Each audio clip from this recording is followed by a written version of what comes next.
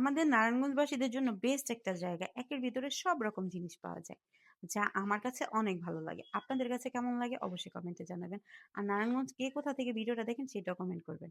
আসসালামু আলাইকুম। Welcome back to my new blog. সবাই কেমন আছেন? আশা করি সবাই ভালো আছেন।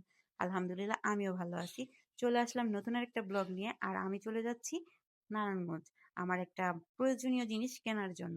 আর যে কথা সেই কাজ বলতে চলে গেলাম আর চলে আসলো ট্রেন। তো আমার তো ট্রেন দেখলে অনেক ভালো লাগে আর সেইজন্য একটু ভিডিও করে নিলাম। আর এখানে সংসারের জিনিস আমি আমার বোন দোনোজন মিলে দেখতেছিলাম। আমার বোন এটা কিনবো, ওইটা কিনবো, সেটা কিনবো।